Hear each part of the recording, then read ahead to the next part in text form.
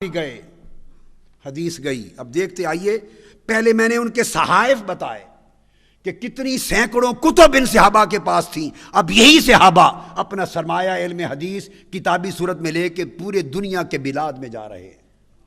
کوئی سیٹل ہو رہا ہے، کوئی کئی سال رہ کر حدیث آگے لکھوا کے کتابیں کروا کے واپس آ رہا ہے۔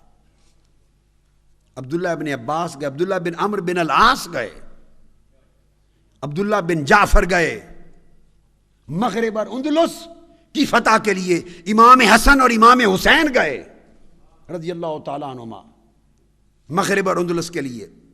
عبداللہ بن زبیر گئے، عقبہ بن نافع گئے، انہوں نے ملک فتح کیے۔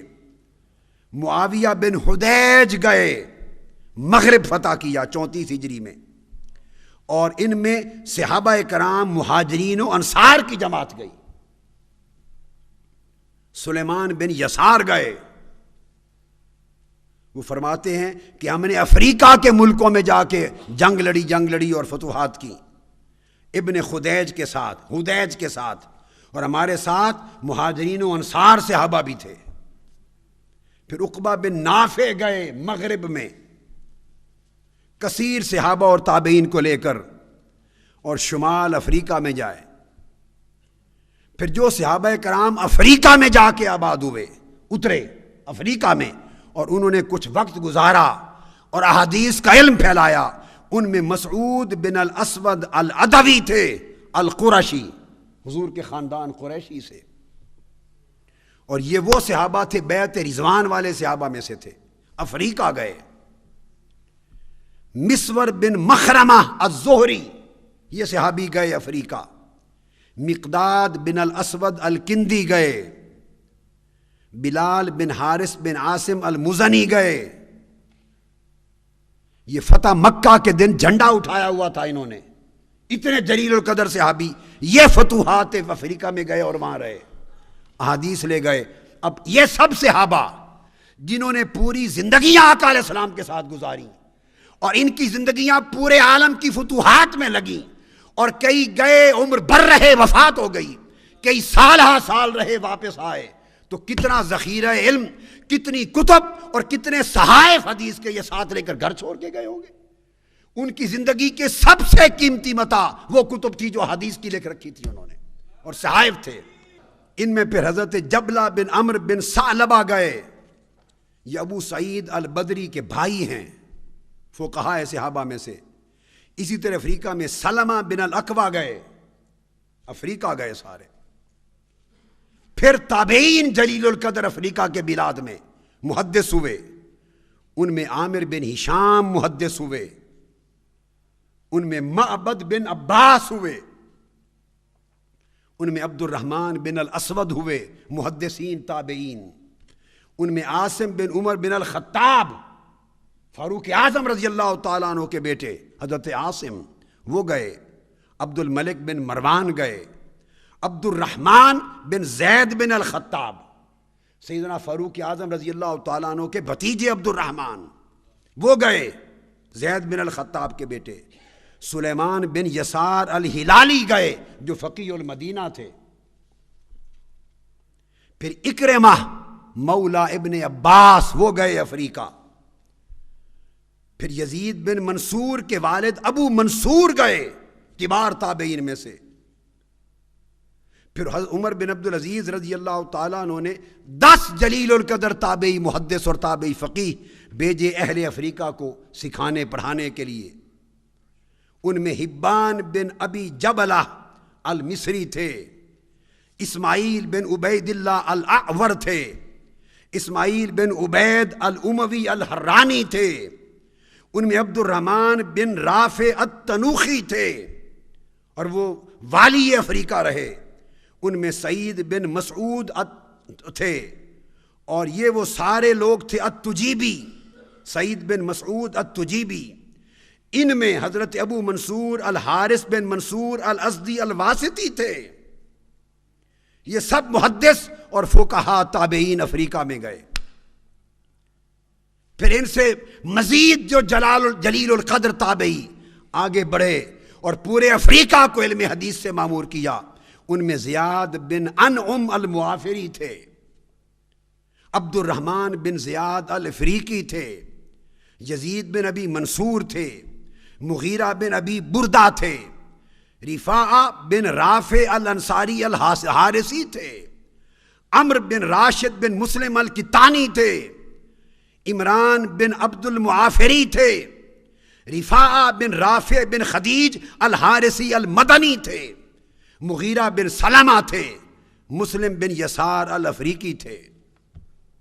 حدیث کے جھنڈے اٹھا کر وہاں گئے اور قیروان کے شہر ملک وغیرہ تک فتح کیے، حتیٰ کہ قرطبہ تک جا کے علم الحدیث کو منور کر دیا، اشبیلیہ کو مرتع کر دیا، غرناطہ کو منور کر دیا، اندلس کے شہروں میں یحییٰ بن حبیب اور اس طرح دیگر ائمہ لیثی اور قرطبی۔ پھر یمن، آقا علیہ السلام نے معاذ بن جبل رضی اللہ تعالیٰ عنہ کو یمن بھیجا، انہوں نے یمن میں جا کے اپنی حدیث کی کتب لے گئے، حدیث پڑھائی سکھائی۔ حضرت ابو موسیٰ اشعری کو یمن بھیجا اور ان کے ہاتھوں جو جلیل القدر تابعین محدث بنے، ان میں حمام بن منبہ بھی تھے، وہب بن منبہ بھی تھے، الصنعانی، صنعاء کے تھے، یمن کے رہنے والے، ان میں طاؤس بن کیسان تھے، ان میں عبداللہ بن طاؤس بن کیسان الیمانی تھے، ان میں معمر بن راشد تھے الازدی، ان میں عبد الرزاق بن حمام تھے الصنعانی صاحب المصنف، یہ یمن سے نکلے۔ پھر خراسان میں گئے، یہ سارا خراسان جہاں امام بخاری ہوئے یہ بخارا، جہاں امام ترمذی ہوئے ترمذ یہ سمرقند، یہ امام مسلم بن حجاج القشیری جہاں ہوئے، ابن ماجہ قزوینی، یہ سارا خطہ جہاں سے ائمہ حدیث اور ائمہ سلوک نکلے، وہ خراسان بھی صحابہ سے معمور ہوا۔ حضرت بریدہ بن الحصیب الاسلمی گئے، حضرت ابو برزہ الاسلمی گئے، حضرت حکم بن عمر الغفاری گئے، یہ سب صحابہ ہیں۔ حضرت عبداللہ بن خازم السلمی گئے، نیشا پور میں مدفون ہوئے۔ حضرت قسم بن العباس گئے، بن عبد المطلب الہاشمی، آقا علیہ السلام کے کزن، چچا زاد بھائی، حضرت عباس بن عبد المطلب کے بیٹے حضرت قسم بن العباس، ان کا مزار سمرقند میں ہے، میں نے حاضری دی ہے۔ یعنی آپ دیکھیے کس سطح کے لوگ، حضرت عباس بن عبد المطلب حضور کے چچا زاد قسم بن العباس سمرقند گئے، ان کا جلیل العظیم مزار ہے، اور جا کے کبار محدثین پیدا کیے۔ پھر بخارا سے عیسیٰ بن موسیٰ غنجار البخاری پیدا ہوئے، امام بخاری سے پہلے۔ پھر اسی احمد بن حفص السلمی النیشا پوری پیدا ہوئے۔ پھر محمد بن سلام البیکندی پیدا ہوئے، وہاں عبداللہ بن محمد السندی پیدا ہوئے، وہاں ابو عبداللہ محمد بن اسماعیل البخاری پیدا ہوئے۔ سمرقند میں ابو عبداللہ بن عبد الرحمن الدارمی پیدا ہوئے، پھر محمد بن نصر المروزی پیدا ہوئے، پھر عبداللہ بن محمد بن یحییٰ الترسوسی پیدا ہوئے، پھر عبداللہ بن منیر ابو محمد السرخسی پیدا ہوئے، عبداللہ بن محمد السندی پیدا ہوئے، اصل جن کی سندھ سے تھی۔ پھر حسن بن حاجب آئے، پھر ہیثم بن کلیب آئے، پھر محمد بن یوسف الفریابی آئے، پھر جعفر بن محمد الفریابی آئے۔ یہ سارے امام ان نسلوں میں تسلسل کے ساتھ ان ملکوں میں حدیث کا علم پھیلاتے گئے۔ پھر ترکی تک جو صحابہ گئے اور تابعین گئے، ان میں ہیثم بن جمیل البغدادی الانطاکی، لبنان میں ہیثم بن حیان البعلبکی گئے، بعلبکہ میں جا کے آباد ہوئے۔ الغرض یہ تو تذکرہ میں نے ختم کیا ابھی تک صرف صحابہ کرام کا۔ پھر جو ذخائر یہ وہ تھے جو صحابہ کرام نے تیار کیے تھے، سینکڑوں کتب اور مجموعات اور تحریری صحائف احادیث نبوی کے جو اپنی جان سے زیادہ عزیز تر اپنے ساتھ رکھتے، دنیا میں جہاں جاتے ساتھ لے جاتے، روایتاً بھی حدیث منتقل کی اور کتابتاً بھی منتقل کی، اور پورے اطراف و اکناف عالم کو حدیث مصطفیٰ کے علم سے منور کر دیا اور معمور کر دیا۔ عجم نہ رہا، فاصلے عرب و عجم کے مٹا دیے، جہاں سینکڑوں صحابہ اور ہزارہ صحابہ، 10,000 صرف شام میں گئے، علم الحدیث کی علم اٹھا کر جب اطراف و اکناف عالم تک جب دنیا میں پھیل گئے تو بولیے کون سا عجم اور کون سا عرب؟